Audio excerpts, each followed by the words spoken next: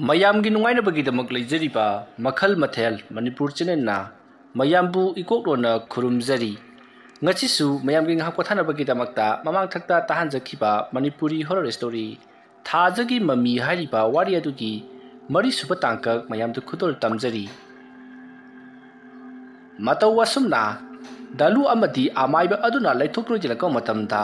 ꯃꯈꯣꯏꯒꯤ ꯃꯅꯥꯛ ꯅꯛꯅ ꯂꯩꯔꯤꯕ ꯀꯥ ꯑꯗꯣꯝꯗ ꯉꯧꯔꯣꯛ ꯉꯧꯕ ꯃꯃꯤꯠ ꯃꯨꯁꯤꯟ ꯃꯨꯕ ꯑꯉꯥꯡ ꯑꯃ ꯐꯠ ꯂꯩꯁꯤꯟꯗꯨꯅ ꯆꯦꯟꯈꯤꯕꯗꯣ ꯑꯃꯥꯏꯕ ꯑꯃꯗꯤ ꯗꯥꯂꯨꯅ ꯎꯍꯧꯔꯦ ꯃꯗꯨ ꯎꯍꯧꯕ ꯑꯗꯨꯗ ꯗꯥꯂꯨꯗꯤ ꯀꯔꯤꯅꯣ ꯑꯁꯤꯗꯤ ꯑꯣꯖꯥ ꯃꯥꯏꯕ ꯍꯥꯏꯗꯨꯅ ꯌꯥꯝꯅ ꯀꯟꯅ ꯂꯥꯎꯈꯠꯂꯤ ꯃꯇꯝ ꯑꯗꯨꯗ ꯑꯃꯥꯏꯕ ꯑꯗꯨꯅ ꯉꯥꯏꯈꯣ ꯃꯁꯤ ꯑꯆꯝꯕꯗꯤ ꯃꯥꯟꯗꯦ ꯅꯪꯒꯤ ꯅꯨꯄꯤ ꯍꯤꯌꯥꯏꯅꯨꯁꯦ ꯑꯃꯨꯛꯇ ꯁꯦꯟꯅꯔꯝꯃꯨ ꯑꯩ ꯑꯃꯨꯛꯇ ꯌꯦꯡꯂꯨꯈꯤꯒꯦꯀꯣ ꯑꯁꯨꯝꯅ ꯍꯥꯏꯔꯝꯂꯒ ꯑꯃꯥꯏꯕꯗꯣ ꯀꯥ ꯑꯗꯨꯒꯤ ꯃꯅꯨꯡꯗ ꯄꯔꯞ ꯆꯪꯁꯤꯜꯂꯛꯏ ꯑꯁꯨꯝꯅ ꯑꯃꯥꯏꯕ ꯑꯗꯨꯅ ꯀꯥ ꯑꯗꯨꯒꯤ ꯃꯅꯨꯡꯗ ꯄꯔꯞ ꯆꯪꯁꯤꯜꯂꯛꯄ ꯃꯇꯝꯗꯗꯤ ꯀꯅꯥ ꯑꯃꯠꯇ ꯂꯩꯔꯝꯗ꯭ꯔꯦ ꯃꯁꯤꯗꯒꯤꯗꯤ ꯑꯃꯥꯏꯕ ꯑꯗꯨꯁꯨ ꯄꯔꯞ ꯊꯣꯛꯂꯒ ꯗꯥꯂꯨ ꯑꯃꯗꯤ ꯍꯤꯌꯥꯏꯅꯨꯅ ꯂꯩꯔꯤꯕ ꯖꯒꯥ ꯑꯗꯨꯗ ꯐꯝꯊꯔꯒ ꯍꯥꯏꯔꯛꯏ ꯏꯕꯨꯡꯉꯣ ꯅꯈꯣꯏꯒꯤ ꯏꯃꯨꯡꯁꯤ ꯂꯩꯃꯥꯡ ꯖꯦꯠꯂꯦꯅꯦꯍꯦ ꯃꯗꯨ ꯑꯃꯨꯛꯇꯪ ꯂꯩꯇꯥꯏꯅꯗꯕꯗꯤ ꯌꯥꯔꯔꯣꯏ ꯐꯔꯦ ꯉꯁꯤꯒꯤꯗꯤ ꯑꯩꯅ ꯍꯩꯖꯕ ꯂꯩꯋꯥ ꯃꯟꯇ꯭ꯔ ꯈꯔ ꯁꯣꯜꯂꯔꯦ ꯍꯥꯏꯔꯒ ꯅꯈꯣꯏꯒꯤꯁꯤ ꯐꯥꯊꯕꯤꯔꯝꯂꯒꯦ ꯑꯗꯨꯒ ꯍꯌꯦꯡ ꯑꯌꯨꯛꯇ ꯆꯕꯥꯟ ꯈꯔ ꯊꯥꯗꯣꯛꯁꯤ ꯅꯠꯇ꯭ꯔꯕꯗꯤ ꯀꯨꯏꯒꯗꯕ ꯃꯥꯟꯗꯦ ꯅꯪꯒꯤ ꯇꯥꯂꯣꯏꯁꯦ ꯉꯥꯎꯅ ꯐꯩꯅ ꯆꯠꯂꯨ ꯍꯥꯏꯕ ꯂꯩꯀꯣ ꯋꯥꯐꯝ ꯑꯗꯨ ꯇꯥꯕꯗ ꯗꯥꯂꯨꯗꯤ ꯌꯥꯝꯅ ꯄꯥꯈꯠꯆꯔꯤ ꯃꯁꯤꯗꯒꯤꯗꯤ ꯗꯥꯂꯨꯅ ꯆꯪꯒꯗꯕ ꯄꯣꯠꯂꯝ ꯆꯩꯔꯝ ꯑꯃꯗꯤ ꯆꯪꯒꯗꯕ ꯁꯦꯟ ꯄꯨꯝꯅꯃꯛ ꯍꯥꯏꯕꯤꯌꯨ ꯂꯣꯏꯅꯃꯛ ꯁꯤꯜ ꯂꯥꯡꯒꯦ ꯐꯠꯇ ꯅꯨꯡꯗꯗꯤ ꯊꯣꯛꯍꯟꯕꯤꯒꯅꯨ ꯍꯥꯏꯗꯨꯅ ꯀꯞꯇꯨꯅ ꯍꯥꯏꯖꯔꯤ ꯑꯃꯥꯏꯕ ꯑꯗꯨꯅ ꯍꯦꯔꯥ ꯀꯩꯁꯨ ꯇꯧꯔꯣꯏꯗ ꯋꯥꯅꯤꯒꯗꯨ ꯍꯥꯏꯕꯒꯤ ꯋꯥꯅꯤ ꯂꯩꯕꯥꯛ ꯆꯥꯎꯏ ꯑꯩꯉꯣꯟꯗꯒꯤ ꯍꯦꯟꯅ ꯍꯩꯔꯕ ꯑꯃꯥꯏꯕ ꯃꯌꯥꯝ ꯑꯃ ꯂꯩꯔꯤꯗꯅꯀꯣ ꯑꯁꯨꯝꯅ ꯋꯥꯔꯤ ꯋꯥꯇꯥꯏ ꯁꯥꯟꯅꯔꯕꯒꯤ ꯇꯨꯡꯗ ꯑꯃꯥꯏꯕ ꯑꯗꯨꯅ ꯗꯥꯂꯨꯗ ꯏꯁꯤꯡ ꯈꯔ ꯂꯧꯅꯕꯒꯤ ꯍꯥꯏꯔꯤ ꯑꯗꯨꯒ ꯆꯦꯡ ꯈꯨꯕꯝ ꯑꯍꯨꯝꯁꯨ ꯌꯥꯎꯔꯛꯅꯕꯒꯤꯗꯃꯛꯇ ꯍꯥꯏꯔꯤ ꯑꯁꯨꯝꯅ ꯍꯥꯏꯔꯛꯄꯗꯨꯗ ꯗꯥꯂꯨꯅ ꯀꯣꯏꯆꯦꯟ ꯆꯦꯟꯗꯨꯅ ꯈꯨꯗꯛ ꯑꯗꯨꯗ ꯏꯁꯤꯡ ꯈꯨꯖꯥꯏ ꯑꯃ ꯑꯃꯗꯤ ꯆꯦꯡ ꯈꯨꯕꯝ ꯑꯍꯨꯝ ꯊꯧꯔꯥꯡ ꯇꯧꯔꯤ मसीदगी आमाइब अदुना इसिंग अदुदा चेंग खुबाम अहुमदो लेवा मंत्र सोलदुना थादरी आसुमना तौरबगी तुंगदा इसिंग अदो हियाइनुदा पिथकनब होनरई मतमदुते हियाइनुना इसिंग अदो थौ हाइबा यारमदी फना कुइना ngangrabagi tungda hiyainuna ising ado yawmamadi thakri adumna hek thakkibaga hiyainudo khara wakhal lakpagum tawi matamadu daluna ojamaiba akoina hana yengjiramba oja ponabadu mahana piramba solamba ising ado aina su pithakpadagi mase khara gyan tarurabadi adubu maga aiga muknabadagi mana paiduna langthokibadagi loina haidoktana mangkre adudagi magi leina se hendilakdibani ai khangi fare fare sidagidine masasu kemda tawloriko hayeng ayuk phawpadi maha karisu tawloroi aduga se basigi ising se yum masige koibada nahak hayeng ayuk te thitokadabani ko aduga re manu de yori ba cheng singa sisu khongkole haraga loinamak junggi koibada saithokadabani fare hosikidi karisu tawloroi ai sijum dharana ba tawrage wafam madu tabda taluna hoi phagani ojamai ba haiduna tare chenja khara tokina katli मतमद अमाइब अदुना लौ हाइबा यादि अदुबु दलुना पेंजदुना कच्चबनी लाम यामी यामदि थिबगनु हाइदुना हाइबदुदि अमाइब अदुसु हिक्तोप ngamjaduna होय हाइदुना लोक्सली आसमना तौनरबगी तुंगदा हौजिक्ति अमाइब अदुसु मयुमलोमदा हनख्रि मसिदगिदि दलुना हियाइनुगे मनाक्ता संगसलगलगा फमुंगदो ओइना फमनबा अमदि तुमनबा हाइरि मतमदुदा हियाइनुदो होय मायामता हाइदना फुक हौगख्रि अदुगा फमुंग अदुदा निंगथिना हिपथख्रि मतौ असुमना तौदुना हौजिक्ति दलुसु हियाइनुगी मनाक्ता assume फमदुना उइदुना लेरंबदगी तुमथगरबा माले मथंगी अयुकनी हियाइनुदो अयुक ngata हौगतुना युमगे थबा इंखांग तौरी दलुदो मिकप Phagli थोरका मतमदा मागे मनाक्ता हियाइनु लेरंदबदुदा इपा पाखचरी मतमदुदा दलुना हियाइनुबु कन्ना कौदुना कोइथि थिरकपदा हियाइनुदो अयुकी इरुजरुबगी मफी मरोन इचोचुना कैदोरबगी हादुना इपा पाखना चेंथोरई मतमदुदा दलुना नंग कदाय चलुरिबनो नपिनरोन चलुरिबदुना कैदौरिबनो हाइदुना यावना पाखना हांगी मतमदुदा हियाइनुना करिनो अयुकी लाई खरमनबा इरु जरुरिबनी करिनो दुख फिंगिबदुबो करि तौरबगे हाइदुना हांगी दलुना अय किसु तौदेने अइसी हंदक मरक्ति कैनो मितौ तौई नंग सुमहौ सागति मान मानदे फरे नंग तौगदबदो तौजरुरो अय ओजा बाइबा लाक्लगनी अदुमना हाइरकपदुता हियाइनुना कईनो हाइसिबो ओजा माइबदी ngरang nganda lakamda ngai thaiने ओइ नंग बु ngरang नुमिदांग तौखिबसिंदु लोइना कावरब्रो अदुमना ngरang नुंगांगी वारी पलकपदुदा हियाइनु नेहा वाखल खलि अदुगा अई करी तौख्रबगे हाइदुना हंगी matam adu daluna ngarang mahanga tawkhibasing ado loinamuk wari liduna khanghali wafam adu tabada hiyainu masa batomta yamna kijari masidagi daluna farase kaisu khalwano oza mai to laraga chaban thadokane haina hairambani adagi kaibu tawroida chalo nangi thabak to tawjuru chalo aisu oza mai bada ngarang piram ba ising amati chengdo amuta chaithokige asomna hainaraduna haujikti hiyainu do mahagi iru jabada loisinabagi da makta satkri dalusu ngarang mahana kauruba amaiba aduna hairambagi matungina khuzai aduda yauriba ising ado yum adugi akoibada loina makhitokli aduga chengmaru sing adusu mathang loina makhitokli adumna tauringai tanja adu maktada ngarang daluna kauruba amaiba adu lakli amaiba aduna changnakpado ubada daluna yamna harau sensilaktuna ozamaiba ngantana yobilakledana athunga nungaijare haiduna taram kausalli amaiba aduna su nangi thabakto thinthabi yaba thabak nati adugi ai nganta laklibani haiduna mahaksu mangolda kakhatuna wari watai sanari matam adu daluna haujik lai khoirambado haupa yarabra kari pulam cheram changadabano taduga lai khoiramgadaba mawong asina kamdobano haiduna hanglari matam adu amaiba aduna kachu thudokpa changoi aina porokliba mana masing amati hairang lairang kabukna chingba si kathokle hairaga nokoi ki imdu jetliba leimang sing ase tanthokhigadoribani konthong wangmada thaidokhidoribani che yangkok amatang puthoro adogane tu nokoi gi hingolda horiba la singse amani kaklu adumna amaiba aduna haiba duda dalusu hoi haiduna polam cheram singado yamna kana sin langli asumna tawduna haujikti sin langba pungloi loirabagi tungda hiyainusu mapalangda thorokli aduga tawriba se karino haiduna daluda tumina hangi matam adu daluna ngarhang nahakna laitin ungna khibado madu pharanabagi damakta lai khoiramlibani chamang thadoklibani leimang thadoklibani haiduna wari liduna khangali masidagi di amaiba aduna dalu amadi hiyainu da wanselaglaga hai nabani afam masidagi lenganganu ko aina horen lai gi thabak lorakbagi tungda halakbagi lambi da aina nakoi mungda kaisu tawdrabra pung shanti leina hinglabra haiduna hangakani matam adu da koina kaisu tawdre leimang punamak chenkhre haiduna khumlakadabani ko hoi jamaiba aikoi khumjarake fare hadudi ai chale ko asumna amaiba do yangkok adu ta pulam cheram singado haplabagi tungda thunga lomda parap tholoi asumna tholokpana haujikti thunga lado yori thungal adu ta ningthina amaiba aduna phamtharaga lewa mantra kaya sonduna yum adu yetliba leimang singado tanthokpa horoi asumna tawduna haujikti amaiba aduna lai khoramlabagi tungda imungdomda amuk changakle aduga mangolda tumina phamduna leiriba dalu amadi hiyainuda onsilaktuna nokoibu karsu thodokpa tawdrabro yum masi kaimda tawdrabra haiduna hangi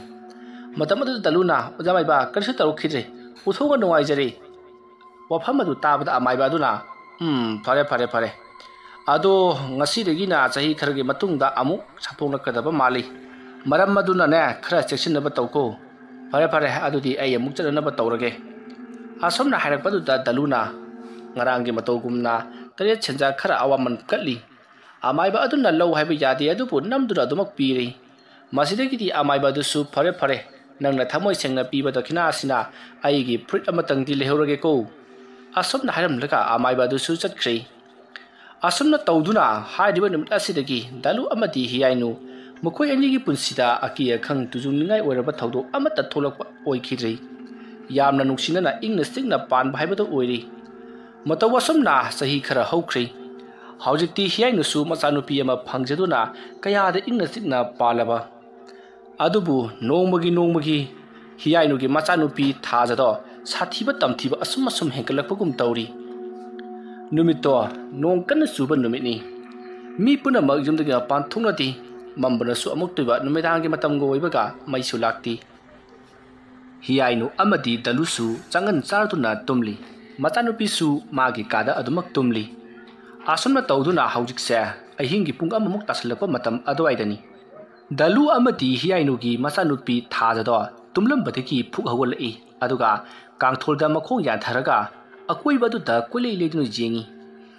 masidagi ti ngahak adum lejenglalambagi tungda mahaki kadagi tamma thorakle aduga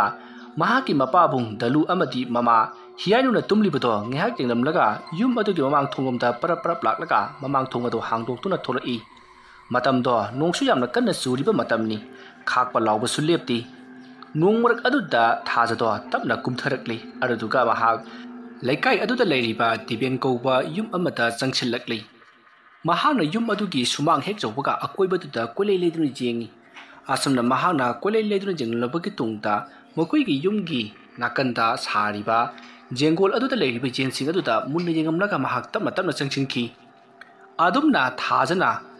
ꯃꯐꯝ ꯑꯗꯨꯗ ꯂꯥꯛꯄ ꯑꯗꯨꯗ ꯃꯈꯣꯏꯒꯤ ꯂꯩꯀꯥꯏ ꯑꯗꯨꯗ ꯂꯩꯔꯤꯕ ꯍꯨꯏꯁꯤꯡ ꯑꯗꯣ ꯀꯟꯅ ꯀꯟꯅ ꯂꯥꯛꯅ ꯂꯥꯛꯅ ꯈꯣꯡꯕꯅ ꯆꯤꯡꯕ ꯑꯃꯗꯤ ꯁꯥꯡꯅ ꯁꯥꯡꯅ ꯆꯤꯡꯗꯨꯅ ꯈꯣꯡꯕꯅ ꯆꯤꯡꯕ ꯀꯌꯥ ꯑꯃ ꯇꯧꯔꯤ ꯊꯦꯡꯂꯕ ꯑꯍꯤꯡ ꯑꯗꯨꯗ ꯍꯨꯏꯁꯤꯡ ꯑꯗꯨꯅ ꯑꯗꯨꯝꯅ ꯈꯣꯡꯕ ꯑꯃꯗꯤ ꯀꯞꯄ ꯑꯗꯨꯗ ꯌꯨꯝꯗ ꯇꯨꯝꯅꯔꯤꯕꯁꯤꯡ ꯑꯗꯨꯗꯤ ꯀꯩꯗꯧꯅꯕ ꯌꯥꯎꯔꯕꯖꯥꯠꯅꯣ ꯍꯥꯏꯗꯨꯅ ꯈꯔꯗꯤ ꯃꯤꯄꯥꯏꯕ ꯄꯣꯛꯏ ꯑꯗꯨꯕꯨ ꯅꯣꯡ ꯀꯥ ꯍꯦꯟꯅ ꯇꯥꯈꯤꯕ ꯑꯃꯗꯤ ꯈꯥꯛꯄ ꯂꯥꯎꯕ ꯑꯗꯨꯅ ꯍꯧꯒꯠꯅꯕ ꯇꯟꯅꯔꯗꯨꯅ ꯊꯣꯏꯅ ꯍꯦꯟꯅ ꯈꯟꯖꯜꯂꯨꯗꯤ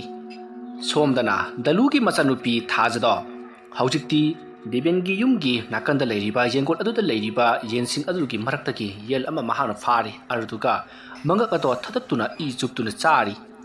ꯑꯁꯨꯝꯅ ꯇꯧꯕ ꯂꯣꯏꯔꯒ ꯃꯍꯥꯛ ꯑꯗꯣ ꯅꯣꯡ ꯃꯔꯛ ꯑꯗꯨꯗ ꯑꯃꯨꯛ ꯃꯥꯒꯤ ꯌꯨꯝ ꯌꯧꯅꯅꯕ ꯄꯔꯞ ꯄꯔꯞ ꯑꯃꯨꯛ ꯂꯥꯛꯂꯤ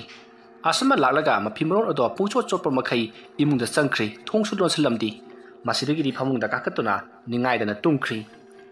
ꯑꯁꯨꯝꯅ ꯇꯧꯗꯨꯅ ꯃꯇꯝ ꯃꯗꯨ ꯍꯧꯈ꯭ꯔꯤ ꯃꯊꯪꯒꯤ ꯑꯌꯨꯛꯅꯤ ꯑꯌꯨꯛ ꯌꯥꯍꯧꯔꯛꯄ ꯑꯗꯨꯗ ꯍꯤꯌꯥꯏꯅꯨꯅ ꯏꯍꯥꯟ ꯍꯥꯟꯅ ꯍꯧꯒꯠꯂꯤ ꯃꯍꯥꯛꯅ ꯇꯨꯝ ꯍꯧꯒꯠꯂꯕꯒꯤ ꯇꯨꯡꯗ ꯐꯃꯨꯡꯗꯒꯤ ꯀꯨꯝꯊꯔꯒ ꯀꯥ ꯑꯗꯨꯗꯒꯤ ꯊꯣꯛꯂꯛꯄꯗ ꯃꯤꯒꯤ ꯈꯣꯡꯒꯨꯜ ꯇꯥꯔꯝꯕ ꯊꯦꯡꯅꯈꯤ ꯑꯗꯨꯒ ꯃꯃꯥꯡ ꯊꯣꯡ ꯑꯗꯨꯁꯨ ꯏꯍꯥꯡ ꯍꯥꯡꯂꯝꯃꯤ ꯃꯁꯤꯗꯒꯤꯗꯤ ꯍꯤꯌꯥꯏꯅꯨꯅ ꯀꯅꯥꯅꯣꯅꯦ ꯑꯌꯨꯛ ꯉꯟꯇꯥ ꯍꯧꯒꯠꯂꯤꯕꯁꯤꯕꯣ ꯊꯥꯖꯗꯨꯕꯨ ꯍꯧꯒꯠꯈ꯭ꯔꯕ ꯖꯥꯠꯂꯥ ꯑꯁꯨꯝꯅ ꯈꯜꯂꯒ ꯊꯥꯖꯒꯤ ꯃꯅꯥꯛꯇ ꯆꯪꯁꯤꯜꯂꯛꯏ ꯃꯇꯝ ꯑꯗꯨꯗ ꯊꯥꯖꯗꯣ ꯃꯐꯤ ꯃꯔꯣꯟꯗꯨ ꯆꯣꯠꯂꯤ ꯃꯥꯜꯂꯤ ꯇꯧꯔꯒ ꯃꯈꯣꯡ ꯑꯗꯣ ꯂꯩꯈꯣꯝꯅ ꯄꯨꯡꯇꯩ ꯇꯩꯔꯒ ꯍꯤꯞꯇꯨꯅ ꯂꯩꯔꯝꯃꯤ ꯃꯗꯨ ꯎꯕꯗ ꯍꯤꯌꯥꯏꯅꯨꯅ ꯍꯩꯃꯥ ꯀꯩꯗꯧꯔꯤꯕꯁꯤꯗꯤ ꯑꯁꯨꯝꯅ ꯈꯜꯂꯒ ꯍꯤꯌꯥꯏꯅꯨꯅ ꯊꯥꯖꯕꯨ ꯃꯁꯥ ꯅꯣꯝꯗꯨꯅ ꯍꯧꯗꯣꯛꯂꯤ ꯃꯇꯝ ꯑꯗꯨꯗ ꯊꯥꯖꯗꯣ ꯌꯥꯝꯅ ꯍꯩꯅꯗꯕ ꯃꯑꯣꯡꯗ ꯍꯧꯒꯠꯂꯛꯂꯤ ꯑꯗꯨꯒ ꯀꯔꯤ ꯇꯧꯔꯨꯕꯒꯤ ꯏꯃꯥ ꯍꯥꯏꯗꯨꯅ ꯍꯪꯉꯤ ꯃꯇꯝ ꯑꯗꯨꯗ ꯍꯤꯌꯥꯏꯅꯨꯅ ꯅꯈꯣꯡꯒꯤ ꯂꯩꯈꯣꯝ ꯃꯌꯥꯝ ꯑꯁꯤꯗꯤ ꯀꯗꯥꯏꯗ ꯆꯠꯂꯨꯔꯤꯕꯅꯣ ꯍꯥꯏꯗꯨꯅ ꯍꯪꯉꯤ ꯃꯇꯝ ꯑꯗꯨꯗ ꯊꯥꯖꯅ ꯑꯩꯗꯤ ꯈꯪꯗꯦ ꯏꯃꯥ ꯍꯥꯏꯗꯨꯅ ꯈꯨꯝꯃꯤ ꯃꯗꯨꯗ ꯍꯤꯌꯥꯏꯅꯨꯅ ꯃꯃꯥꯡ ꯊꯣꯡ ꯍꯥꯡꯂꯝꯂꯤꯕꯁꯤ ꯅꯪꯅꯔꯥ ꯍꯥꯏꯗꯨꯅ ꯍꯪꯉꯤ ꯃꯗꯨꯗ ꯍꯤꯌꯥꯏꯅꯨꯒꯤ ꯃꯆꯥꯅꯨꯄꯤ ꯊꯥꯖꯅ ꯑꯗꯨꯁꯨ ꯑꯩ ꯈꯪꯗꯦ ꯑꯩꯗꯤ ꯉꯔꯥꯡ ꯆꯥꯛꯆꯥ ꯇꯣꯛꯂꯕꯒꯤ ꯇꯨꯡꯗ ꯑꯗꯨꯝ ꯇꯨꯝꯂꯦ ꯍꯥꯏꯗꯨꯅ ꯈꯨꯝꯃꯤ ꯑꯗꯨꯝꯅ ꯋꯥꯔꯤ ꯁꯥꯟꯅꯔꯤꯉꯩ ꯗꯂꯨꯗꯣ ꯄꯔꯞ ꯄꯔꯞ ꯆꯪꯁꯤꯜꯂꯛꯏ ꯑꯗꯨꯒ ꯍꯥꯏ ꯀꯩꯗꯧꯅꯔꯒꯦꯅꯦꯍꯦ ꯋꯥꯐꯝ ꯑꯗꯨꯗ ꯍꯤꯌꯥꯏꯅꯨꯅ ꯅꯆꯥꯅꯨꯄꯤꯁꯦ ꯌꯦꯡꯉꯨ ꯂꯩꯈꯣꯝꯒꯁꯤ ꯄꯨꯡꯇꯩ ꯇꯩꯔꯒ ꯐꯃꯨꯡ ꯑꯁꯤꯗ ꯀꯥꯈꯠꯇꯨꯅ ꯇꯨꯝꯂꯝꯂꯤꯕꯁꯤ ꯌꯦꯡꯉꯨ ꯃꯐꯤ ꯃꯔꯣꯟꯒꯥꯁꯦ ꯆꯣꯠꯂꯤ ꯃꯥꯜꯂꯤ ꯇꯧꯔꯗꯅ ꯅꯪꯕꯨ ꯉꯔꯥꯡ ꯑꯍꯤꯡ ꯀꯗꯥꯏꯗ ꯆꯠꯂꯨꯒꯦꯕ ꯑꯁꯨꯝꯅ ꯍꯪꯂꯛꯄꯗꯨꯗ ꯊꯥꯖ ꯈꯨꯝꯐꯝ ꯈꯪꯗꯦ ꯃꯥꯗꯤ ꯇꯁꯦꯡꯅ ꯇꯧꯈ꯭ꯔꯤꯕꯁꯤꯡ ꯑꯗꯣ ꯀꯔꯤꯃꯠꯇ ꯚꯥꯞ ꯇꯥꯍꯧꯕ ꯅꯠꯇꯦ ꯑꯗꯨꯝꯅ ꯊꯥꯖꯅ ꯈꯨꯝꯐꯝ ꯈꯪꯗꯅ ꯑꯩꯗꯤ ꯈꯪꯗꯦ ꯑꯩꯗꯤ ꯀꯩꯝꯇ ꯇꯧꯗꯦ ꯍꯥꯏꯗꯨꯅ ꯃꯥꯅ ꯊꯣꯛꯄ ꯑꯃ ꯈꯨꯝꯕꯗꯨꯗ ꯗꯂꯨꯅ ꯌꯥꯔꯁꯦ ꯃꯗꯨꯗꯅꯦ ꯋꯥ ꯑꯣꯏꯅ ꯍꯥꯏꯅꯕꯒꯤ ꯃꯊꯧ ꯇꯥꯗꯦꯁꯦ ꯅꯪꯒꯤ ꯊꯕꯛ ꯇꯧꯅꯔꯨꯔꯣ ꯑꯁꯨꯝꯅ ꯍꯥꯏꯔꯝꯂꯒ ꯗꯂꯨꯗꯤ ꯃꯄꯥꯟꯂꯣꯝꯗ ꯊꯣꯛꯈ꯭ꯔꯤ ꯃꯍꯥꯛꯅ ꯃꯄꯥꯟꯂꯣꯝꯗ ꯊꯣꯛꯆꯔꯕꯁꯨ ꯃꯆꯤꯟꯗ ꯍꯥꯏꯖꯔꯕꯁꯨ ꯆꯤꯡꯅꯕ ꯈꯔꯗꯤ ꯑꯗꯨꯃꯛ ꯐꯥꯎꯔꯤ ꯃꯔꯝꯗꯤ ꯊꯥꯖꯅ ꯃꯤꯔꯣꯜꯂꯤꯉꯩ ꯃꯇꯝꯗ ꯍꯤꯌꯥꯏꯅꯨꯁꯦ ꯌꯥꯝꯅ ꯁꯥꯊꯤꯕ ꯃꯑꯣꯡꯗ ꯀꯔꯤꯅꯣꯃ ꯇꯧꯈꯤꯕꯅꯤ ꯂꯥꯏ ꯆꯪꯕꯒꯤ ꯃꯑꯣꯡꯗ ꯃꯔꯝ ꯑꯗꯨꯅ ꯀꯔꯤꯒꯨꯝꯕ ꯈꯔꯗꯤ ꯊꯥꯖꯁꯦ ꯇꯧꯔꯛꯀꯅꯤ ꯍꯥꯏꯕꯁꯦ ꯃꯥꯒꯤ ꯊꯥꯖꯕꯅꯤ ꯑꯁꯨꯝꯅ ꯗꯂꯨꯗꯣ ꯋꯥꯈꯜ ꯉꯥꯏꯍꯥꯛ ꯈꯟꯅ ꯁꯨꯃꯥꯡ ꯋꯥꯏ ꯁꯤꯠꯂꯝꯂꯕꯒꯤ ꯇꯨꯡꯗ ꯋꯥꯏ ꯁꯤꯠꯄ ꯂꯣꯏꯁꯤꯜꯂꯗꯨꯅ ꯃꯍꯥꯛꯅ ꯍꯥꯟꯅꯅ ꯌꯦꯡꯈꯤꯕ ꯑꯃꯥꯏꯕ ꯄꯣꯅꯥꯕꯒꯤ ꯃꯌꯨꯝꯗ ꯆꯠꯇꯨꯅ ꯋꯥꯐꯝ ꯑꯁꯤꯒꯤ ꯃꯇꯥꯡꯗ ꯇꯥꯟꯅꯔꯨꯒꯦ ꯈꯜꯂꯗꯨꯅ ꯋꯥꯏ ꯁꯤꯠꯄꯗ ꯂꯣꯏꯁꯤꯜꯂꯒ ꯃꯁꯥ ꯃꯎ ꯄꯨꯝꯅꯃꯛ ꯁꯦꯡꯗꯣꯛꯂꯕ ꯃꯇꯨꯡ ꯏꯔꯨꯖ ꯃꯥꯏꯊꯖꯔꯒ ꯑꯃꯥꯏꯕ ꯄꯣꯅꯥꯕꯒꯤ ꯃꯌꯨꯝꯗ ꯂꯥꯛꯂꯤ ꯁꯣꯝꯗꯅ ꯃꯍꯥꯛꯀꯤ ꯃꯆꯥꯅꯨꯄꯤ ꯊꯥꯖꯗꯣ ꯁ꯭ꯀꯨꯜ ꯆꯠꯅꯕꯒꯤꯗꯃꯛꯇ ꯁꯦꯝ ꯁꯥꯔꯤ ꯃꯃꯥ ꯍꯤꯌꯥꯏꯅꯨꯅ ꯌꯨꯝꯒꯤ ꯊꯕꯛ ꯏꯪꯈꯥꯡ ꯂꯣꯏꯁꯤꯟꯅꯕ ꯍꯣꯠꯅꯕꯗ ꯃꯆꯥꯅꯨꯄꯤꯅ ꯁ꯭ꯀꯨꯜ ꯆꯠꯅꯕꯒꯤ ꯁꯤꯜ ꯂꯥꯡꯂꯤꯕꯗꯣ ꯃꯥꯏ ꯑꯣꯟꯁꯤꯜꯂꯨꯕ ꯉꯝꯗꯦ ꯁꯣꯝꯗꯅ ꯊꯥꯖꯗꯣ ꯃꯐꯤ ꯃꯔꯣꯟ ꯂꯣꯏꯁꯤꯜꯂꯤꯉꯩ ꯃꯤꯡꯁꯦꯜ ꯌꯦꯡꯗꯨꯅ ꯁꯝꯆꯦꯠ ꯍꯥꯠꯂꯤꯉꯩ ꯃꯤꯡꯁꯦꯜ ꯑꯗꯨꯗ ꯀꯅꯥꯒꯨꯝꯕ ꯃꯃꯤ ꯑꯃ ꯍꯥꯏꯔꯞ ꯇꯥꯔꯛꯈꯤ ꯃꯗꯨ ꯎꯕꯗ ꯊꯥꯖꯅ ꯌꯥꯝꯅ ꯀꯟꯅ ꯂꯥꯎꯔꯛꯀ ꯃꯥꯅ ꯄꯥꯏꯔꯤꯕ ꯁꯝꯆꯦꯠ ꯑꯗꯣ ꯂꯪꯊꯣꯛꯂꯝꯃꯒ ꯃꯃꯥ ꯍꯤꯌꯥꯏꯅꯨꯅ ꯂꯩꯔꯤꯕ ꯑꯗꯣꯝꯗ ꯆꯦꯜꯂꯛꯈꯤ ꯃꯆꯥꯅꯨꯄꯤ ꯊꯥꯖꯅ ꯑꯗꯨꯝꯅ ꯌꯥꯝꯅ ꯀꯟꯅ ꯂꯥꯎꯔꯒ ꯆꯦꯜꯂꯛꯄ ꯑꯗꯨꯗ ꯍꯤꯌꯥꯏꯅꯨꯁꯨ ꯄꯥꯈꯠꯂꯗꯨꯅ ꯀꯩꯗꯧꯔꯒꯦ ꯅꯪꯕꯣ ꯍꯥꯏꯗꯨꯅ ꯆꯦꯟꯁꯤꯜꯂꯛꯏ ꯃꯇꯝ ꯑꯗꯨꯗ ꯊꯥꯖꯗꯣ ꯁꯣꯔ ꯐꯨꯏꯅ ꯍꯣꯜꯂꯒ ꯑꯩꯅ ꯁꯝꯆꯦꯠ ꯍꯥꯠꯂꯒ ꯅꯨꯡꯁꯦꯜ ꯌꯦꯡꯂꯤꯉꯩ ꯃꯇꯝꯗ ꯅꯨꯡꯁꯦꯜꯗ ꯀꯔꯤꯅꯣ ꯈꯪꯗꯕ ꯃꯃꯤ ꯑꯃ ꯇꯥꯔꯛꯏ ꯍꯥꯏꯗꯨꯅ ꯈꯨꯝꯃꯤ ꯋꯥꯐꯝ ꯑꯗꯨꯗ ꯍꯤꯌꯥꯏꯅꯨꯅ ꯀꯗꯥꯏ ꯏꯃꯥ ꯌꯦꯡꯒꯦ ꯂꯥꯛꯑꯣ ꯍꯥꯏꯗꯨꯅ ꯊꯥꯖ ꯑꯃꯗꯤ ꯍꯤꯌꯥꯏꯅꯨ ꯀꯥ ꯑꯗꯨꯗ ꯆꯪꯁꯤꯜꯂꯛꯂꯤ ꯑꯗꯨꯒ ꯃꯤꯡꯁꯦꯜ ꯑꯗꯨꯗ ꯌꯦꯡꯉꯤ ꯑꯁꯣꯝꯅ ꯃꯤꯡꯁꯦꯜ ꯑꯗꯨꯗ ꯌꯦꯡꯕ ꯃꯇꯝꯗꯗꯤ ꯀꯔꯤ ꯑꯃꯠꯇ ꯎꯗꯦ ꯃꯃꯤ ꯑꯃꯠꯇꯁꯨ ꯇꯥꯔꯝꯗꯦ ꯃꯇꯝ ꯑꯗꯨꯗ ꯍꯤꯌꯥꯏꯅꯨꯅ ꯅꯪꯒꯤ ꯋꯥꯈꯜꯅ ꯑꯣꯏꯔꯝꯒꯅꯤ ꯅꯪ ꯅꯁꯥꯒꯤ ꯅꯃꯤꯕꯨ ꯈꯪꯗ꯭ꯔꯕꯔꯣ ꯍꯥꯏꯗꯨꯅ ꯃꯍꯥꯛꯀꯤ ꯃꯆꯥꯅꯨꯄꯤ ꯊꯥꯖꯗ ꯉꯥꯡꯂꯤ ꯃꯁꯤꯗꯒꯤꯗꯤ ꯊꯥꯖꯁꯨ ꯍꯣꯏ ꯐꯔꯦ ꯏꯃꯥ ꯑꯩꯁꯨ ꯐꯤꯔꯣꯜ ꯂꯣꯏꯁꯤꯟꯗꯨꯅ ꯁ꯭ꯀꯨꯜ ꯆꯠꯂꯒꯦ ꯏꯃꯥꯁꯨ ꯅꯊꯧ ꯇꯧꯖꯔꯨꯔꯣ ꯍꯥꯏꯔꯛꯂꯤ ꯃꯁꯤꯗꯒꯤꯗꯤ ꯍꯤꯌꯥꯏꯅꯨꯁꯨ ꯅꯪꯅ ꯍꯦꯛ ꯅꯨꯡꯉꯥꯏꯔꯛꯇ꯭ꯔꯒꯗꯤ ꯀꯧꯔꯛꯎ ꯍꯥꯏꯔꯝꯂꯒ ꯑꯗꯨꯃꯛ ꯆꯠꯈ꯭ꯔꯦ ꯃꯇꯝ ꯑꯗꯨꯗ ꯊꯥꯖꯅ ꯃꯍꯥꯛꯀꯤ ꯃꯤꯡꯁꯦꯜ ꯑꯗꯨ ꯇꯥꯔꯤꯕ ꯃꯥꯒꯤ ꯁꯛꯇꯝ ꯑꯗꯨꯗ ꯌꯥꯝꯅ ꯃꯨꯟꯅ ꯌꯦꯡꯖꯔꯤ ꯑꯁꯨꯝꯅ ꯌꯦꯡꯂꯒ ꯂꯩꯔꯤꯉꯩ ꯑꯁꯣꯝ ꯊꯪꯕꯗ ꯇꯥꯔꯤꯕ ꯃꯍꯥꯛꯀꯤ ꯃꯤꯡꯁꯦꯜ ꯑꯗꯨꯗ ꯂꯩꯔꯤꯕ ꯃꯍꯥꯛꯀꯤ ꯁꯛꯇꯝ ꯑꯗꯨꯅ ꯃꯉꯣꯟꯗ ꯃꯣꯃꯣꯟ ꯇꯧꯔꯛꯄꯗꯣ ꯃꯗꯨ ꯎꯕꯗ ꯊꯥꯖ ꯈꯪꯄ꯭ꯔꯦꯛ ꯈꯪꯗꯨꯅ ꯆꯣꯡꯊꯣꯛꯏ ꯑꯗꯨꯝꯅ ꯐꯟ ꯆꯣꯡꯊꯣꯛꯄ ꯑꯗꯨꯗ ꯃꯍꯥꯛꯅ ꯇꯧꯔꯤꯕ ꯃꯈꯩ ꯃꯤꯡꯁꯦꯜ ꯑꯗꯨꯗ ꯃꯃꯤ ꯑꯃꯨꯛ ꯇꯥꯔꯛꯈꯤ ꯍꯥꯏꯕꯗꯤ ꯃꯍꯥꯛꯅ ꯇꯧꯔꯤꯕ ꯊꯕꯛ ꯈꯨꯗꯤꯡꯃꯛ ꯃꯤꯡꯁꯦꯜ ꯑꯗꯨꯗ ꯃꯃꯤ ꯇꯥꯔꯕꯅꯤꯅ ꯀꯔꯤꯃꯠꯇ ꯇꯧꯗ꯭ꯔꯦ ꯍꯥꯏꯕꯗꯣ ꯈꯪꯕꯅꯤ ꯃꯇꯝ ꯑꯗꯨꯗ ꯊꯥꯖꯅ ꯀꯔꯤꯅꯣꯗ ꯑꯩꯅ ꯍꯧꯖꯤꯛ ꯃꯨꯟꯅ ꯌꯦꯡꯂꯨꯕꯗꯨꯗ ꯅꯣꯛꯐꯦꯠ ꯇꯧꯔꯛꯈꯤꯕꯗꯨꯕꯨ ꯑꯗꯨꯕꯨ ꯑꯩꯒꯤ ꯋꯥꯈꯜꯅꯔꯅꯤ ꯑꯁꯣꯝꯅ ꯈꯟꯗꯨꯅ ꯂꯩꯔꯤꯉꯩ ꯍꯤꯌꯥꯏꯅꯨ ꯃꯆꯥꯅꯨꯄꯤꯗꯣ ꯀꯩꯗꯧꯔꯕꯖꯥꯠꯅꯣ ꯍꯥꯏꯗꯨꯅ ꯑꯃꯨꯛ ꯆꯪꯉꯛꯂꯒ ꯅꯪꯕꯨ ꯂꯣꯏꯗ꯭ꯔꯤꯕ꯭ꯔꯣ ꯍꯥꯏꯗꯨꯅ ꯍꯪꯂꯛꯄꯗꯨꯗ ꯊꯥꯖꯗꯣ ꯈꯪꯄ꯭ꯔꯦꯛ ꯈꯪꯗꯨꯅ ꯃꯍꯥꯛꯅ ꯄꯥꯏꯔꯤꯕ ꯁꯝꯆꯦꯠ ꯑꯗꯣ ꯂꯩꯃꯥꯏꯗ ꯊꯥꯗꯩ ꯑꯗꯨꯝꯅ ꯇꯧꯕꯗꯨꯗ ꯍꯤꯌꯥꯏꯅꯨꯅ ꯍꯩꯃꯥ ꯅꯪꯕꯨ ꯅꯁꯥꯗꯨꯕꯨ ꯄꯥꯈꯪꯗ ꯈꯪꯂꯕ꯭ꯔꯣ ꯃꯤꯍꯨꯟ ꯊꯥꯡꯒꯣꯜꯒ ꯆꯦꯟꯈꯠꯂꯕ꯭ꯔꯕ ꯅꯪꯕꯣ ꯑꯁꯨꯝꯅ ꯍꯪꯂꯛꯄꯗꯨꯗ ꯊꯥꯖꯅ ꯏꯃꯥ ꯃꯤꯡꯁꯦꯜ ꯑꯁꯤ ꯇꯥꯔꯤꯕ ꯑꯩꯒꯤ ꯃꯃꯤꯁꯤꯅ ꯑꯩꯉꯣꯟꯗ ꯌꯦꯡꯉꯒ ꯅꯣꯛꯂꯛꯏꯕ ꯑꯗꯨꯝꯅ ꯍꯥꯏꯕ ꯑꯗꯨꯗ ꯍꯤꯌꯥꯏꯅꯨ ꯁꯤꯊ ꯅꯣꯛꯏ ꯃꯇꯝ ꯑꯗꯨꯗ ꯍꯤꯌꯥꯏꯅꯨꯅ ꯍꯣ ꯏꯆꯥꯅꯅꯦ ꯅꯁꯛ ꯐꯖꯕꯗꯨꯗ ꯇꯧꯔꯤꯕꯅꯤ ꯂꯣꯏꯁꯤꯜꯂꯣ ꯑꯁꯨꯝꯅ ꯍꯥꯏꯔꯛꯄꯗꯨꯗ ꯊꯥꯖꯁꯨ ꯃꯃꯥ ꯂꯩꯔꯤꯉꯩꯗꯨꯗ ꯂꯣꯏꯁꯤꯜꯂꯒꯦ ꯈꯜꯂꯗꯨꯅ ꯄꯔꯞ ꯃꯐꯤ ꯃꯔꯣꯜ ꯂꯣꯏꯁꯤꯜꯂꯕꯒꯤ ꯇꯨꯡꯗ ꯕꯦꯒ ꯌꯥꯟꯗꯨꯅ ꯁ꯭ꯀꯨꯜ ꯆꯠꯅꯕꯒꯤꯗꯃꯛꯇ ꯊꯣꯛꯂꯛꯈꯤ ꯑꯁꯨꯝꯅ ꯇꯧꯗꯨꯅ ꯊꯥꯖꯗꯣ ꯁ꯭ꯀꯨꯜ ꯃꯥꯏꯀꯩ ꯄꯥꯡꯈ꯭ꯔꯦ ꯍꯤꯌꯥꯏꯅꯨꯁꯨ ꯌꯨꯝ ꯑꯗꯨꯗ ꯑꯗꯨꯃꯛ ꯂꯩꯍꯧꯔꯤ ꯑꯁꯨꯝꯅ ꯇꯧꯗꯨꯅ ꯊꯥꯖꯗꯣ ꯃꯃꯥꯟꯅꯕꯤꯁꯤꯡꯒ ꯄꯨꯟꯗꯨꯅ ꯁ꯭ꯀꯨꯜ ꯆꯠꯈ꯭ꯔꯕꯒꯤ ꯇꯨꯡꯗ ꯃꯍꯥꯛꯀꯤ ꯃꯄꯥ ꯗꯂꯨꯁꯨ ꯑꯃꯥꯏꯕ ꯄꯣꯅꯥꯕꯒꯤ ꯃꯌꯨꯝ ꯌꯧꯔꯗꯨꯅ ꯑꯃꯥꯏꯕ ꯄꯣꯅꯥꯕꯒ ꯋꯥꯔꯤ ꯁꯥꯅꯔꯤ ꯃꯇꯝ ꯑꯗꯨꯗ ꯄꯣꯅꯥꯕꯅ ꯏꯕꯨꯡꯉꯣ ꯑꯩꯅ ꯅꯪꯉꯣꯟꯗ ꯅꯣꯡꯉꯥꯜꯂꯀꯥꯟꯗ ꯂꯥꯏ ꯈꯣꯏꯔꯝꯁꯦꯗꯅ ꯍꯥꯏꯔꯝꯕꯗꯨ ꯃꯗꯨꯗ ꯈꯣꯏꯔꯝꯂꯝꯂꯕꯗꯤ ꯉꯁꯤ ꯅꯪꯅ ꯊꯣꯛꯂꯤꯕ ꯇꯥꯒꯔꯤꯕ ꯗꯁꯥ ꯑꯁꯤ ꯇꯥꯔꯝꯗꯕꯁꯨ ꯌꯥꯏ ꯑꯗꯨꯕꯨ ꯍꯧꯖꯤꯛꯇꯤ ꯃꯔꯨ ꯂꯤꯡꯈ꯭ꯔꯦ ꯑꯣꯟꯊꯣꯛꯅ ꯈꯨꯗꯣꯡꯊꯤꯕ ꯀꯌꯥ ꯑꯃ ꯅꯪꯒꯗꯧꯔꯤꯗ ꯏꯕꯨꯡꯉꯣ ꯑꯣꯖꯥ ꯃꯗꯨꯕꯨ ꯉꯥꯛꯊꯣꯛꯅꯅꯕ ꯎꯄꯥꯏꯒ ꯑꯝꯇ ꯂꯩꯔꯣꯏꯗ꯭ꯔꯥ ꯎꯄꯥꯏ ꯍꯥꯏꯕꯕꯨ ꯅꯈꯣꯏꯒꯤ ꯌꯨꯝ ꯑꯁꯤꯗ ꯀꯔꯤꯒꯨꯝꯕ ꯐꯠꯇꯕ ꯀꯌꯥ ꯑꯃ ꯊꯥꯖꯤꯜꯂꯛꯂꯤꯕ ꯑꯃꯥꯏꯕ ꯑꯗꯨ ꯅꯍꯥꯛꯅ ꯃꯁꯛ ꯈꯪꯗꯣꯛꯂꯕꯒꯤ ꯇꯨꯡꯗ ꯃꯉꯣꯟꯗ ꯆꯠꯂꯒ ꯍꯥꯏꯔꯨꯕ ꯈꯔ ꯋꯥꯔꯛ ꯋꯥꯇꯦꯝꯕ꯭ꯔꯥ ꯅꯠꯇ꯭ꯔꯒꯅ ꯇꯉꯥꯏ ꯐꯗꯅ ꯍꯥꯠꯇꯣꯛꯄ꯭ꯔꯥ ꯃꯗꯨꯃ ꯇꯧꯗ꯭ꯔꯤꯕ ꯐꯥꯎꯕꯗꯤ ꯅꯪꯒꯤ ꯌꯨꯝ ꯑꯁꯤꯗ ꯇꯧꯔꯤꯕꯁꯤ ꯄꯪꯍꯟꯍꯟꯒꯗꯕ ꯃꯥꯟꯗꯦ ꯍꯦꯟꯅ ꯑꯁꯨꯃꯛ ꯁꯥꯊꯤꯔꯛꯀꯗꯧꯔꯤ ꯑꯗꯨꯒ ꯅꯪ ꯋꯥꯗꯤ ꯋꯥꯔꯧꯒꯅꯨ ꯅꯨꯡꯉꯥꯏꯇꯕꯁꯨ ꯄꯣꯛꯀꯅꯨ ꯅꯈꯣꯏꯅ ꯂꯨꯅ ꯆꯥꯟꯅ ꯇꯧꯖꯔꯤꯕ ꯅꯪꯒꯤ ꯅꯆꯥꯅꯨꯄꯤꯁꯤ ꯄꯨꯟꯁꯤ ꯆꯦꯡꯖꯦꯜ ꯇꯦꯜꯂꯨ ꯍꯥꯏꯅ ꯇꯝꯃꯤꯟꯅꯩ ꯑꯗꯨꯒ ꯃꯍꯥꯛꯀꯤ ꯊꯋꯥꯏ ꯃꯤꯔꯦꯜ ꯑꯁꯤꯁꯨ ꯑꯣꯟꯊꯣꯛꯅ ꯁꯥꯊꯤꯕ ꯊꯋꯥꯏ ꯃꯤꯔꯦꯜ ꯑꯃ ꯑꯣꯏꯔꯛꯀꯗꯧꯔꯤ ꯃꯔꯝ ꯑꯗꯨꯅ ꯈꯔ ꯆꯦꯛꯁꯤꯜꯂꯨꯀꯣ ꯑꯣꯖꯥ ꯃꯗꯨ ꯄꯨꯝꯅꯃꯛ ꯐꯅꯅꯕ ꯑꯣꯖꯥꯒꯤ ꯅꯥꯛꯇ ꯂꯥꯛꯇꯨꯅ ꯇꯥꯟꯅꯖꯔꯤꯕꯅꯤ ꯑꯗꯨꯒ ꯑꯣꯖꯥꯅ ꯑꯩꯉꯣꯟꯗ ꯑꯣꯏꯅ ꯆꯦꯛꯁꯤꯟꯋꯥ ꯍꯥꯏꯔꯒ ꯇꯣꯛꯄꯤꯔꯤꯕꯁꯤꯕꯨ ꯀꯌꯥꯃꯨꯛ ꯂꯨꯅ ꯁꯥꯊꯤꯈ꯭ꯔꯕꯖꯥꯠꯅꯣ ꯏꯕꯨꯡꯉꯣ ꯑꯩ ꯍꯥꯏꯒꯦ ꯃꯨꯟꯅ ꯇꯥꯎ ꯅꯪꯒꯤ ꯅꯆꯥꯅꯨꯄꯤꯒꯤ ꯃꯁꯥꯗ ꯌꯥꯎꯔꯤꯕꯁꯤꯗꯤ ꯏꯆꯝ ꯆꯝꯕ ꯂꯥꯏ ꯑꯃ ꯅꯠꯇꯦ ꯂꯥꯏ ꯑꯁꯤ ꯃꯄꯨꯡ ꯃꯔꯩ ꯐꯥꯈ꯭ꯔꯦꯗꯣ ꯉꯁꯤ ꯑꯩꯈꯣꯏꯅ ꯄꯟꯕꯗꯤ ꯅꯨꯡꯉꯥꯏꯇ꯭ꯔꯕ ꯑꯉꯥꯡ ꯃꯆꯥꯒꯤ ꯂꯩꯗꯅ ꯃꯗꯨꯅꯤ ꯑꯗꯨꯅ ꯍꯥꯏꯔꯤꯕ ꯑꯉꯥꯡ ꯃꯆꯥꯁꯤꯡ ꯑꯗꯨꯗꯤ ꯑꯣꯟꯊꯣꯛꯅ ꯃꯍꯤ ꯃꯌꯥꯏ ꯀꯟꯈ꯭ꯔꯕ ꯃꯈꯣꯏꯗꯤ ꯀꯨꯏꯔꯒ ꯁꯥꯊꯤꯕ ꯍꯦꯟꯒꯠꯂꯛꯀꯗꯧꯔꯤꯕꯅꯤ ꯑꯗꯨꯒ ꯃꯈꯣꯏꯗ ꯀꯥ ꯍꯦꯟꯅ ꯙꯝꯀꯥ ꯇꯧꯔꯨꯕꯁꯨ ꯌꯥꯕ ꯅꯠꯇꯦ ꯊꯦꯝ ꯅꯧꯗꯨꯅ ꯇꯥꯟꯊꯣꯛꯈ꯭ꯔꯕ ꯀꯥꯗꯨꯗ ꯌꯥꯒꯗꯧꯔꯤꯕꯅꯤ ꯅꯪꯁꯨ ꯈꯪꯗꯔꯛꯏꯅꯤ ꯑꯉꯥꯡꯒꯤ ꯅꯤꯡꯒꯥꯏ ꯍꯥꯏꯔꯦꯗꯅ ꯑꯗꯨꯅ ꯑꯉꯥꯡ ꯇꯥꯏꯅꯕꯁꯤ ꯑꯣꯟꯊꯣꯛꯅ ꯋꯥꯈ꯭ꯔꯕ ꯖꯥꯠꯅꯤ ꯃꯔꯝ ꯑꯗꯨꯅ ꯑꯩꯒꯨꯝꯕ ꯏꯆꯝ ꯆꯝꯕ ꯑꯃꯥꯏꯕ ꯑꯃꯅ ꯍꯦꯛꯇ ꯇꯥꯏꯅꯕꯗ ꯐꯒꯗꯕ ꯅꯠꯇꯦꯅꯦ ꯑꯣꯖꯥꯅ ꯑꯩꯕꯨ ꯋꯥꯔꯧꯕꯤꯕ ꯃꯥꯜꯂꯤ ꯍꯣꯏ ꯑꯩꯁꯨ ꯌꯨꯝꯒꯤ ꯊꯕꯛ ꯏꯪꯈꯥꯡ ꯈꯔ ꯀꯔꯤꯅꯣ ꯇꯧꯔꯤꯉꯩ ꯑꯣꯖꯥꯒꯤ ꯅꯥꯛꯇ ꯂꯥꯛꯇꯨꯅ ꯑꯣꯖꯥꯒꯤ ꯑꯅꯥꯕꯗ ꯀꯔꯤ ꯆꯥꯔꯤ ꯀꯔꯤ ꯊꯛꯏ ꯅꯣꯡꯇ ꯍꯪꯉꯨꯈꯤꯗ꯭ꯔꯦ ꯑꯗꯨꯒꯤꯗꯃꯛ ꯉꯥꯛꯄꯤꯌꯨ ꯑꯩꯁꯨ ꯃꯇꯝ ꯈꯔꯗꯤ ꯂꯪꯐꯩꯗ ꯂꯩꯖꯔꯨꯔꯦ ꯃꯃꯥ ꯃꯆꯥ ꯈꯛꯇꯪ ꯌꯨꯝꯗꯨꯗ ꯂꯩꯍꯧꯕꯗꯨꯗ ꯑꯃꯨꯛ ꯅꯨꯡꯉꯥꯏꯇ꯭ꯔꯗꯨꯅ ꯂꯪꯐꯩꯒꯤ ꯊꯕꯛꯇꯣ ꯍꯨꯟꯗꯣꯛꯂꯝꯂꯒ ꯂꯥꯛꯂꯤꯕꯅꯤ ꯑꯣꯖꯥ ꯉꯝꯗꯦ ꯍꯥꯏꯕ ꯅꯨꯃꯤꯠꯇꯣ ꯑꯦꯛꯁꯤꯗꯦꯟ ꯊꯣꯛꯄ ꯅꯨꯃꯤꯠꯇꯣ ꯑꯗꯨꯒꯤ ꯅꯨꯃꯤꯗꯥꯡꯗꯨꯗ ꯑꯩꯅ ꯐꯣꯟ ꯇꯧꯖꯈꯤꯗꯅ ꯃꯗꯨꯗꯒꯤ ꯑꯩꯈꯣꯏꯒꯤ ꯂꯩꯀꯥꯏ ꯑꯗꯨꯗ ꯂꯩꯕ ꯌꯥꯔꯦ ꯏꯕꯨꯡꯉꯣ ꯑꯩ ꯂꯣꯏꯅꯃꯛ ꯈꯪꯉꯤ ꯑꯗꯨꯒꯤ ꯑꯃꯥꯏꯕꯗꯨꯅ ꯇꯧꯗꯨꯅ ꯆꯕꯥꯟ ꯊꯥꯗꯣꯛꯄꯤꯕꯗꯒꯤ ꯅꯈꯣꯏ ꯐꯔꯨꯔꯦ ꯅꯠꯇ꯭ꯔꯣ ꯍꯣꯏ ꯑꯣꯖꯥ ꯃꯥꯏꯕ ꯑꯗꯨ ꯃꯉꯣꯟꯗ ꯑꯣꯏꯅ ꯌꯦꯡꯕꯗꯤ ꯀꯔꯤ ꯀꯥꯏꯕ ꯑꯣꯖꯥ ꯃꯥꯗꯤ ꯀꯌా ꯊꯣꯏꯅ ꯍꯩꯇꯦ ꯃꯥꯅꯁꯨ ꯑꯗꯨꯝ ꯍꯥꯏ ꯑꯣꯖꯥ ꯑꯩꯗꯤ ꯀꯌా ꯊꯣꯏꯅ ꯍꯩꯇꯦ ꯃꯇꯝ ꯈꯔꯒꯤ ꯑꯣꯏꯅ ꯅꯝꯁꯤꯟꯕꯤꯔꯝꯒꯦ ꯑꯗꯨꯒ ꯍꯌꯦꯡ ꯃꯊꯤ ꯐꯣꯡꯂꯕ ꯃꯇꯝꯗ ꯑꯍꯩꯕ ꯑꯃꯥꯏꯕ ꯇꯥꯟꯅꯧꯗꯅ ꯍꯥꯏꯖꯔꯝꯃꯤ ꯑꯗꯨꯅ ꯑꯩ ꯑꯣꯖꯥꯒꯤ ꯅꯥꯛꯇ ꯂꯥꯛꯆꯔꯤꯕꯁꯤꯅꯤ ꯑꯩꯅ ꯈ꯭ꯋꯥꯏꯗꯒꯤ ꯊꯥꯖꯕꯗꯤ ꯑꯣꯖꯥꯅ ꯇꯣꯝꯇꯅꯤꯅꯤ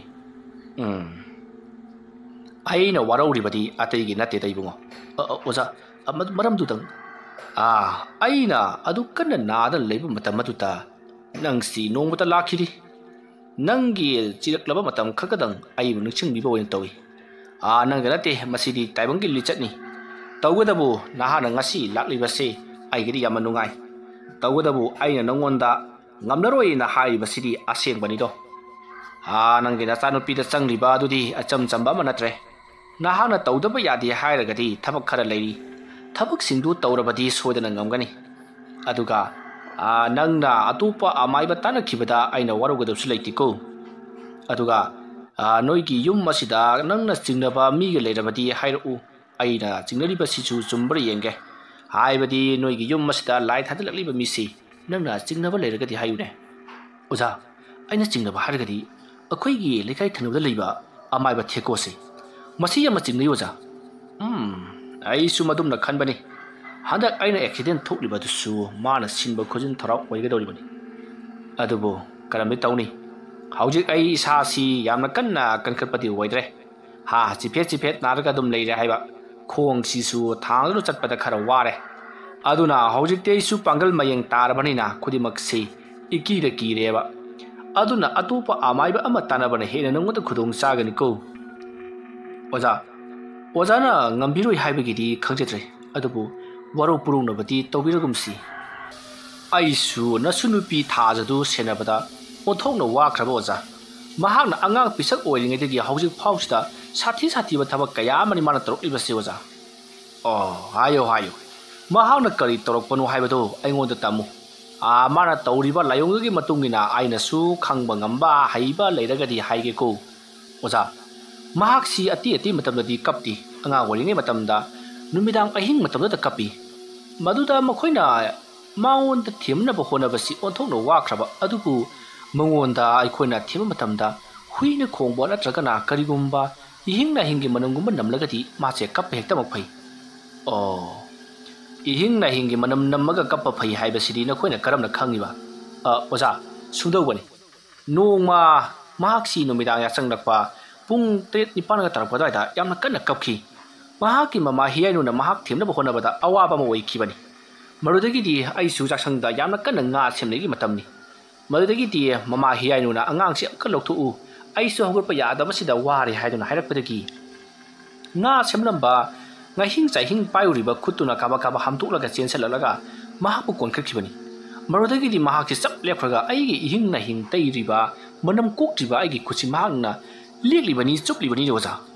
arudagi aina khangkhibani mahaksi ihing na hing manam tarabati phai haibisi arudagi roja ai adum khanjakhrabani mahakse afaba angang di oraroi haibisi adubu matamdu dadi oja su yamna kana nari phamsina dun leiri ai oja gi pawde dumak lawjabani मिंगोंदगी पाउथांग चेंदना पाउ लौबगी महुत इनाक्ता लाक्लमलबदी फगदबनी ओजा ओजाना आइबो दुखिना वारो बिरमलिबसिबु करिगिनोनि आई मतमदुदा नंगना आइगी नाक्ता लाक्लमलबदी आइगा नंगोंदा करिगुम थबक अमतंग सिनगे हाइदुना तौबनी अदुबु नाहाक्ते अदुमक लाखिद्रे मतमदुदा आइना नंगसे कयागी मतिक वारोखिबा ओजा थबक तो हजिक तौबदी यारोद्रा हौजिकति मतम हेलेदा फरे मसिना मची ओइरे नंगे नचानुपी असे साहिंग अहिंग चाबा फत्तबा ngang ama oireko maramaduna mahakpu atu matamda laitainaduna mahaki masamrungda changliba thawai miren fattaba si lokthokta taragadi laikai khulasi yangna soklakadoribani oza ladu thawai miren lokthokrabadi ichanupi di kamdauba adudani aina nangge nachanupi se punsi chengjen tengadori hairibasi oza laitin khoirambadadi kanaroidra yengwadi yai adubu kanagadabadi mandi fare haukrabadi haukre nang naigi dak laktabado madutangdi warwi ado fare haukrabadi haukre nang su khangadana tawribani ai su khangi nang gena chanupido karigumba pera khadi sodan leramgani haibasi layama khoiramsi maduna yarabadi fare yadrabadi ai upai leitiko oza kamai tawbo lainu khoiramgadoribasibo teginate angang macha maga chahi lenga manaba makoi khara changani aduga sumangda moina pamjaba tare chenjak hawa thum khara katlaga borni jagadabani aduga aina layama su khoiramgani adumna tawragadi mado soidana pharakpasu yai phatragadi upai leite ko oza pulam cheram singdi kari changani achauba pasau yaubro achauba pasau haibabu ibungo kobru singdon da leiriba pukri dudagi ising khara soklugadabani madu tangai phadana yawadabani ko इसिंग अदु हेक लेबगा आइंगोदा पाव पिरकलो चलो चलो होय ओजा इसिंग दो ngasi ta lawjuruge magi numit tha thaban adu gumba leibro leite ngasi mak chala su yai nganbu ngalli ne chalu su yai adumna amai ba ponha bana hairakpa duta dalusu hoy oza kawru ki ising do ai soklurage madun hek lakpaga porakpaga oda da paw pijirak lage hairamnaga khurumlamnaga dalu do chakri asamna tawduna haujikti dalu do kawru singi singdon tamna lakhi asomna lakona numit adugi numidang waira motion lakpada kawru singdon joksilakli asomna kawru singdol adugi mathakta leiriba pukri adudagi ising khara soklabagi tungda mahak sing adudagi kumtharakhi asomna mahakna sing adudagi kumtharakko matamdo phanayamna thingdingkri numidang wairam toksilakli numidang wairamgi mamsillakpa matam aduta sing goibaga khara makhaidi mamtharakli maramaduna dalu do lambi mang bahorokli masidagi mahak to yamna kanna chenthari asomna chentharakkana haujikti sing adugi mayai wai yorokpada numit pungta takhri maramatuna haujikti mahak lambi lamangna khri kalum chakadabna haiba khangdana mahak mapam aduda ungduna leptuna leikhi wari asigi mari suba tangkak matanga sida loisinjari mathangi tangkak chinda kari kamdorokpage haibodo mayam punna ngaiminarasi mayambu aroibada amuka hana khurumjari